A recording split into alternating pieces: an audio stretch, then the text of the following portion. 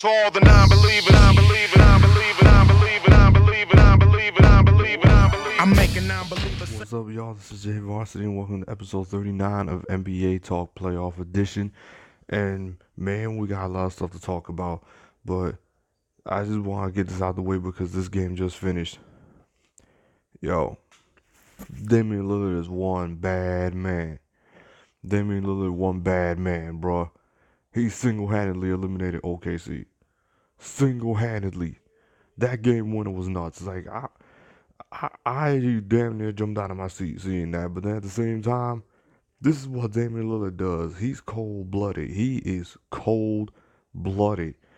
He OKC was getting a rhythm, and he just made play after play after play. Yo, Damian Lillard, man, like I got on him last year for how he played against the Pelicans, but oh my God, I don't know what.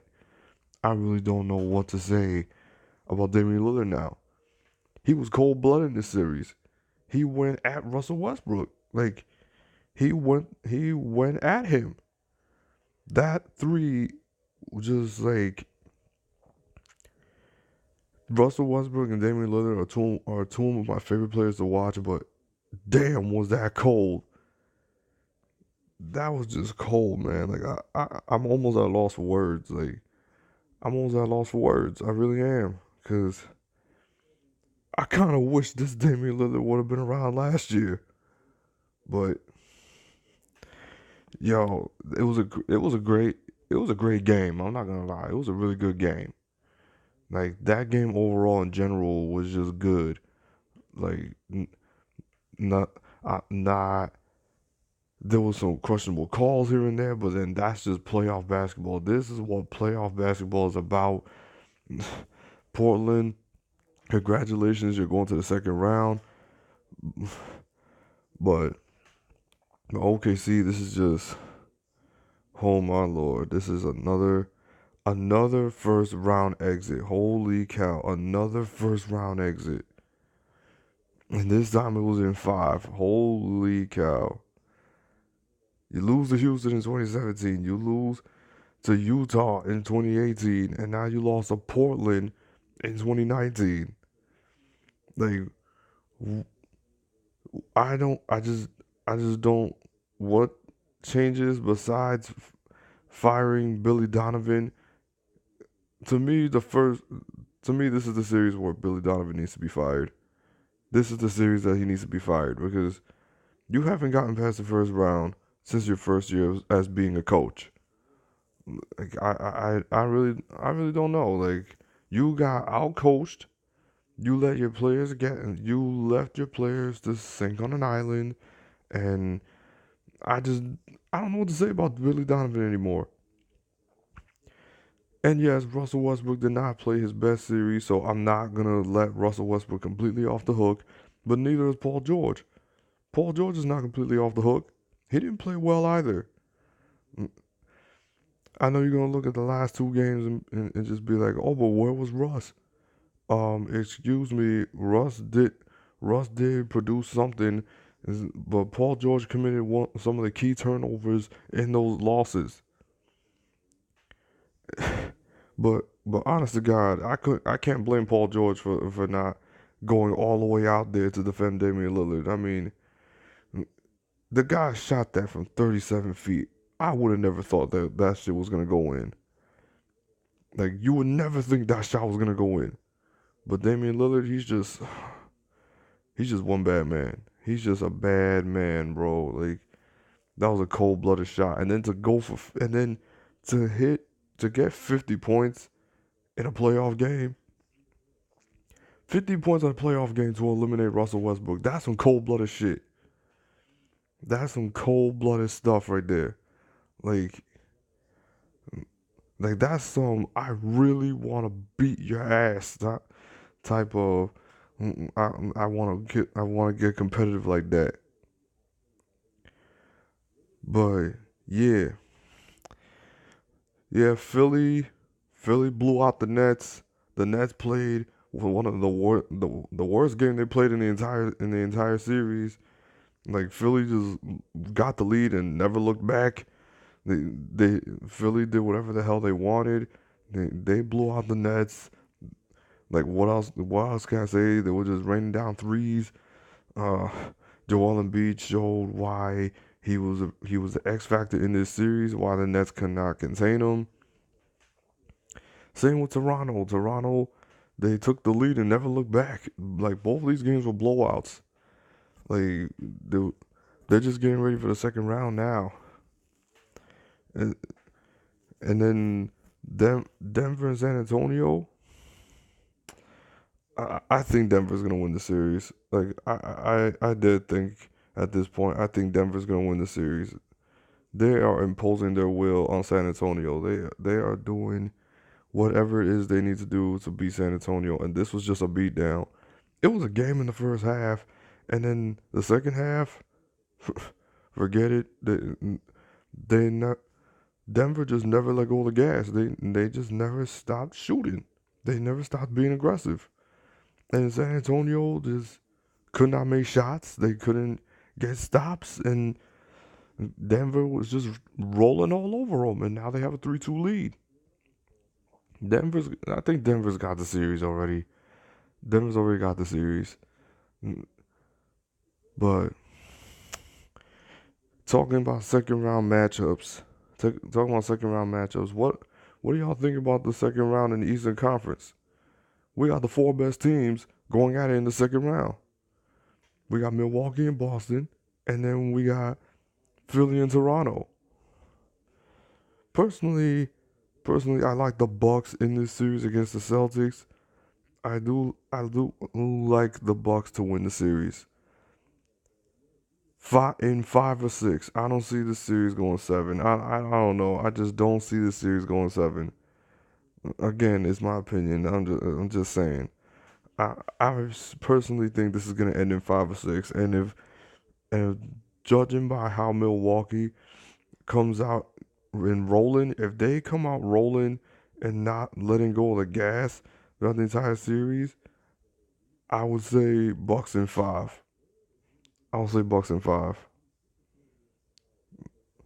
Like the Celtics, they were scrapping with an Indiana team that did not have the best player, and they could have easily lost 2 of those games that in that sweep. Milwaukee's not gonna do that. They have guys who can close. They got guys that they could depend on. It's like they have their best players. You're not gonna get that lucky against Milwaukee. Now you know you're gonna say playoff experience, but don't act like that as if there's no veterans on this team. You're gonna act like you're acting like as if this is all a bunch of young guys. Come on, man. Y'all gotta do better than that when it comes to looking at matchups. You gotta do better than that. Cause Milwaukee, they do have veterans. They do have veterans on this team, and they do have the roster to beat the Celtics.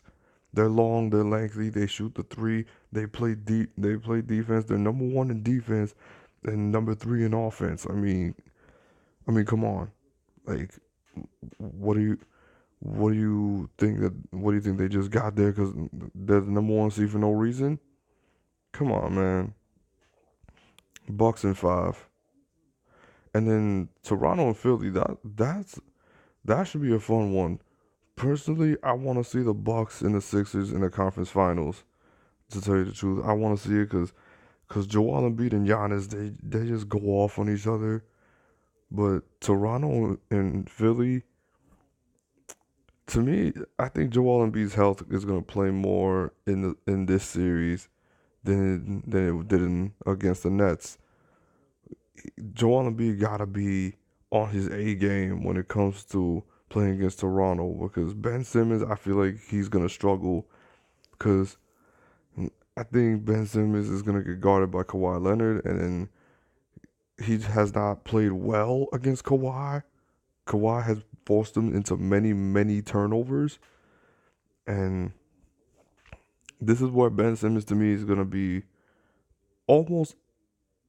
I'm gonna say not completely, but he will be somewhat of a liability in this series.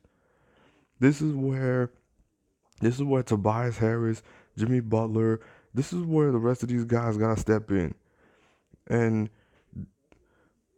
Ben Simmons, he needs to try to force his will into the paint because Kawhi Leonard, he's one of the most elite defenders in the game, if not the best elite defender when it comes to on-ball defense. So Ben Simmons, he's gonna be the X factor in this series, and because he's a mismatch for Kyle Lowry, no doubt. But I feel like they're gonna put Kawhi on Ben Simmons because of his playmaking ability, and once they realize that they can stop Ben Simmons, that it's just a half court offense, and basically MB is gonna have to do more work.